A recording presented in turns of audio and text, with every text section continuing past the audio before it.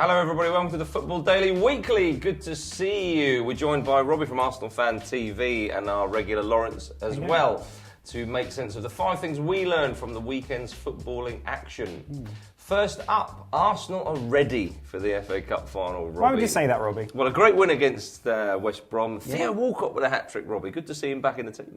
Yeah, brilliant. He's on fire at the moment. And, it wasn't just that game with a hat-trick. Even when he came in against Manchester United, he made the difference in that game. His pace, he looks sharp again. And I think Arsenal now are ready. It was very important, I think, that we had that big win because we've had a few games, 3 games in a row where we hadn't scored at home. Totally unheard of for Arsenal. What was that all about? It could break down Sunderland. Couldn't break down teams. That everybody is coming and parking a bus, and we just couldn't break them down. And I suppose fans were getting a bit worried and thinking, well, are we losing our touch in front of goal? But yesterday, absolutely brilliant. We addressed that. We went, attacked. And I think Theo Walcott's pacing behind will be a deadly weapon against Aston Villa. I don't think one of their weaknesses is their defence. For me, they're good coming forward, but defensively not very good. And I think we can definitely have a lot of joy with Theo Walcott's pace. You let him have it. Ron Vlaar. Your big concrete run, as the Dutch call it. But, what about Villa? In contrast, they lost 1-0 at home to an already relegated side. It doesn't bode too well. But is there shades here of Villa already safe? Yeah. They've taken their foot off the gas and they're looking at the cup final. I think there are shades of that in the recent performances. Obviously, we also saw that complete exodus against them where they lost all those goals. And I do think it is partly down to Tim Sherwood's management style that he's a motivator and he's very tactically intelligent. And I think more tactically intelligent sometimes than people I have maybe given him credit for as well.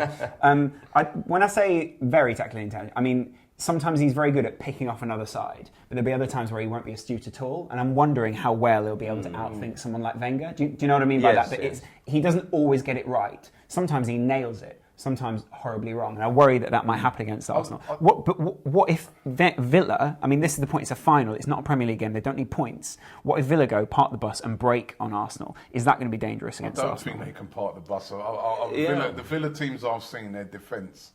But if they sit deep, because they've needed to attack in the last few games to be able to get goals, they've needed the points. And if they just sit back against Arsenal and break on them, they have players that potentially can break. Robbie doesn't seem convinced by the Villa defence. Grealish, Benteke. I'm not even convinced by what you said. I'll take yesterday's game. That, it was 1-0. All right, there's nothing to play for. But that previous game, they did have something to play for. They were still in relegation danger, and they were lucky that results really went for them, and they lost that 6-1. So, I really think we've got a great chance against Villa. I think that the pressure's off us. The pressure's always on Arsenal, but it's not as heavy as last season where when we played in the FA Cup, it was like, if you don't win this, you haven't won a trophy in this amount of years. But I think now we've played at Wembley quite a few times now, about 4 or 5 times.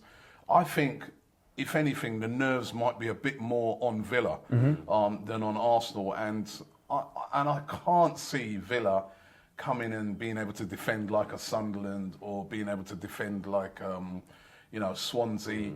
I think if they do that in the final, I hope they do that in the final, I think it would tear them apart. I think their biggest chance is to try and get the ball forward quickly. Into Benteke is going to be a really, really dangerous player. That's the player I think that we fear the most because at set pieces, etc., he can hurt Arsenal. But, defensively, if they try and play the defensive game with their defence, I'll be quite happy to see that. Sure. I kind of would like to see Theo in the team because I just feel that if we then can get loose, we've got that pace in behind. Just get loose, guys. Get loose. That's it. Marvellous. Well, that is the plan for Arsene Wenger and Arsenal is to get a bit loose, perhaps, there. So, just get loose, guys. Arsenal are ready for the FA Cup final, and we're not sure if Villa are, but it'll be a good one. John Carver and Newcastle find their survival instincts at last, gentlemen, in the nick of time. He got them 4 points. My giddy aunt. But, I mean, they started the game well. They travelled slightly in the first half, and then they came back. But they looked like they had a bit of a plan, which is an enormous improvement under Carver at Newcastle. And they got the result, Laurence. They won 2-0. And actually, they survived. By the end, I think there was just a huge sense of relief. Oh, my goodness. Around the stadium. And I think they were very happy that they were at home on the final day of the season and not away from home. Against the side not really playing for anything. Exactly. And so I think, that lent whose manager was released at half-time by the looks of some reports. Which looks awful, doesn't it? It really does. Yeah, but carry on, sorry. You wonder what happened there. We're at St James's Park. I mean, you're going to go cheap. But it was a good win. Yeah, a really good win. And what you think is, I mean, he kept them up. He probably won't remain at the club, but it's still a huge achievement that he kept them up. Actually, you know what? It isn't. It really isn't a huge achievement. Alan Pardew literally went, all you've got to do is not fuck it up. And he went, oh, why are you? Why Alan's? Oh, fuck it. Oh, it's on fire. Do you know what I mean? And we could go down here, lads. Do you know what I mean? Yeah. Apologies for that. I liked... He's Jamaican, isn't he? I can confirm he ain't Jamaican. I've got Jamaican roots. I can confirm. The best thing about that game was for me to see Gutierrez get the winner. With the whole story behind him this season. I thought that was incredible. But to hear John Carver saying afterwards about we can have money to spend and I'm looking to bring I'm sorry, you lost practically every single game. And it's been a disaster. You want the job again next season. I mean, he's the worst advert there's ever been for English managers. And he's not a manager, that would be the point though, isn't it? He's a coach. Manager, fair on him, coach, do you know what I mean? Boot cleaner, whatever it is. I'm sorry. But then Robbie's point, he's been dreadful. But Robbie's point is right, because he should therefore realise, as everybody else has quite a while ago, that he's not ready for a job like that. He's falling on his sword. Yeah, he should be saying, look, I just want my old job back, really. I just want to be in the backroom staff. Cristiano Ronaldo is always improving, even though he's the wrong side of 30. That man still does not stop. 61 goals in all competitions this season for Real Madrid, despite not winning a trophy, of course. But Robbie, incredibly impressive stuff from Mr. Ronaldo yet again. Him, Messi... They're just on another planet. It's ridiculous. All other footballers. I mean, they're not just... yet. But they are. They're just on another planet. Yeah. I mean, we talk about, 20 goals per season being good a benchmark, for a striker. Yeah. That's the benchmark. We talk about, like, if someone gets 30, that's it. I remember when Van Persie scored 30 for us. That's incredible. But this guy... 61 in all competitions. 48 goals in the league. I mean, and it's not like a one-off. Yeah, I think it's just like, and he's not an out-and-out striker. Yeah, it's just amazing. It's absolutely amazing. And you got to say, like, the amount of money it would cost to buy a player like that, he's been worth it, hasn't he? That money that Real Madrid paid for him, he's been worth that 10 times over, because he's scoring more goals. He's 61 goals, and if the benchmark's 20, he scored the goals of 3 top strikers. I think the benchmark is a little bit higher than that in La Liga, maybe, but the point still stands that they score an incredible amount of goals between them. How would you see Ronaldo in, say, 3, 4, 5 years' time? Would he need to kind of do a Ryan Giggs and drop back into midfield and play a bit more cautiously, or can he simply just go at breakneck speeds until, boom, he just suddenly goes, right, I'm done? Well, Luis Figo left somewhat of a mould for him to step into at Real Madrid, didn't he? He's not the same kind of player. Technically, they're both very gifted leaders in similar ways, actually, because Portuguese international, this kind of thing. I think they both have a lot of similarities. I think that's what's interesting about Ronaldo is that. Maybe while you're talking about all these guys with a shisha pipe, those sort of things, he's always had the vision as to maybe where he wants to be. And you'd almost compare him to someone like Michael Jordan and people like that, because he knows the end goal is something beyond the immediate winning things. It's that he can set himself a legacy, he can build a brand, those kind of things. He's got the CR7 boots, all those kind of brands. And you think that's interesting because it changes the trajectory of where he takes his career. And I think Real Madrid have really bought into that, and they've really built into brand Ronaldo.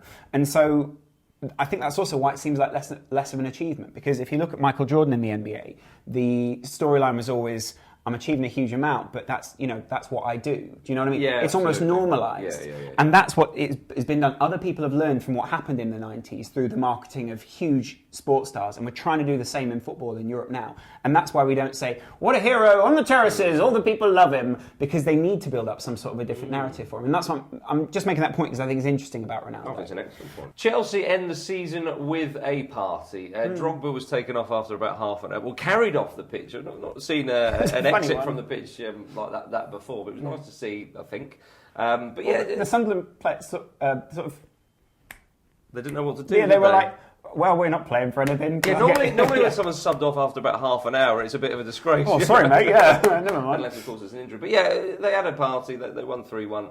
But they've been great this season. They topped the league for the longest period of time, I think, in the Premier League history, 274 days. We are complete. And Mourinho said his team were great at defence. They were great going forward. They had great individual players, great as a unit. They were a complete side, Robbie. He's right. They are a complete side. Annoyingly, he's right. Yeah. Annoyingly, they're right. He's right. It pains me to say it because it's Chelsea, but they were a complete side.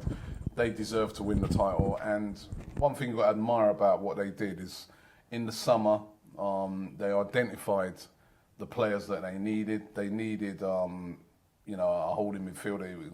They Matic, Fabregas, Costa. The signings that they made were terrific.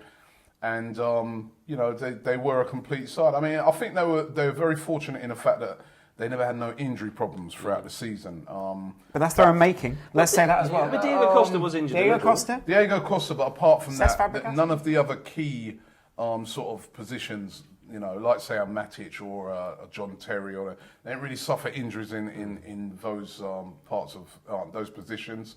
But listen, they have been the best team in the Premier League. I know there's been the whole boring debate, and I do think at times, and I'll stick to that, I do think at times I don't like the style of Chelsea. When it came to winning it, they were almost like went into the mode of we're just going to get over the line, whatever costs. That's fair enough. That's the Chelsea way. Pragmatic, as Mourinho said. Yeah, but there's no getting away from the fact that they have been easily the best team in the Premier League this season, and they have deserved to win it. There's no doubt, and they are a complete team. It's in every area. Sure. Mourinho made that point too, didn't he? He was like, I think Robbie's lead into that, which is we're the best team in the league, but that's also because you guys let us win it. Do you know what I mean? Well, he did have a little dig, didn't he? But that was after they lost to divert from it. But the point is still there that maybe other teams haven't been at their best this season, and so maybe there's a sense of frustration from the Man Cities, the Arsenals, the Uniteds that they've almost let Chelsea get away with it. As good as they are, exactly. Get away with it. The other teams didn't perform consistently enough. We only started performing consistently enough, for instance, once we got into the new year. You got to do it all year round. They did it all year. And so, and then you look at teams like Manchester United, they threw loads of money at it, but they were so inconsistent. City, the same thing. So, yeah, I mean, the competition was not up to scratch, I think, this season as regarding challenging Chelsea, but they're the best team. There's talk of Brendan Rodgers' tenure at Liverpool perhaps coming to an end. Where did that talk come from? All the papers. Yeah. the media. Well, I mean, Rodgers himself said, if the owners want me to leave, then I'll go. He acknowledged that. I think it's also great that, if you're in a press conference and you go, right, I'll ask a question here that he has to answer. He can't just go, no, move on. There's an interesting point. So he went, if they want me to go, then I'll go, which basically means, look, I'm staying, or at least I think I will. He then said last week, in the same way that he said Mario Balotelli's not coming to the club, he also said, I'm 150% sure I'll be here. And you think, yeah, but you were very sure that Mario Balotelli wasn't signing for the club. So what are you to believe? I think maybe what we have to do is, realistically evaluate this and say, is it a good idea for Liverpool to get rid of Brendan Rodgers at this point? Does it really make sense? What replacements are there out there? If you could get Klopp, yeah. Yeah, but you were making the point before that if you were Jurgen Klopp, do you want to go from Dortmund and go to a similar challenge at Liverpool? Yeah, no, I don't think. I agree. I don't think Klopp. I'd be surprised if Klopp would want to go to a Liverpool. No Champions League football. Going to have to qualify for the Europa League. Well, why would he want to go and sort of be back in the struggle? I'm sure he's want to go somewhere where money's going to be available. But there will be money available at Liverpool. Champions League football. But do you think Rodgers... there's money available, but it's a bit like Arsenal, say 4 years ago, 5 years ago. There's money available, but it's not the sort of money that will get you those real top players. He spent 100 million in the summer. That's money that's available. Yeah, well, Brendan Rodgers has got to take a lot of blame for the players he signed. You have to say the signings have been poor. Lallana's not worked out, has he, this season? He has been injured, to be fair to him. Yeah, Balotelli's been a failure. You know, Emre Can, I think, has been all right. The other, but the signings have not. You know what, Ricky Lambert. You know, I mean, celebrate. You know, I just look on the whole thing, and last season they were flying, but it's one of the main reasons is they had a fit Sturridge, obviously, and also Luis Suarez, and those two out of the team has been obviously a major blow, and maybe he does deserve another Sterling chance. with his head in it. And then you've had the whole Sterling situation, which I also feel that Liverpool have handled that really, really badly. Liverpool Football Club. It's not just Sterling's fault. I think that they've done a lot of leaking out, and they have got a lot of responsibility to take for it. And Liverpool at the moment, from last season, being, you know, having a brilliant season. Yep. They're just like it's all just falling apart. It's like it's a bit of a shambles at the moment. Well, The season finished so badly for them. It's embarrassing. I mean, at home to Crystal Palace was bad enough, and then away to Stoke. 6-1. Gerrard's last game. Stoke have had a great season. Have a bit of pride for a great player. I completely agree. That's his last game. I do also, I do also think though. I mean, I find sometimes I do evaluate from a distance. I go to Liverpool every now and again, and I do think from. I mean, this is part of the Sterling problem. Is the evaluation often comes from London. That doesn't discount what you say, but it does give it. Well, when you say London, I think the rest of the country have had their fair share. Yes, but I also, if you read the media in Liverpool, or you read the media somewhere else, you're going to see a very different evaluation to the one that I think comes out of London. And I do think there is quite a difference in perception from a distance. And I think that's partly why we put down Liverpool as an option for Klopp, is that we don't necessarily acknowledge what fans have got up there, what draw there might be that you could build a relationship in that sense, and what kind of club they're looking to build there. Well, there you are, ladies and gentlemen. They are the 5 talking points from the weekend's actions. Get your comments in below. Let us know what you thought of any of that. Thank you very much to Robbie from Arsenal Fan TV. Pleasure, my good man. And of course, Laurence McKenna. Give him a guard of honour. Indeed, that's it. Guard of honour for Robbie. There we go. And thank you very much for watching. We'll see you next time.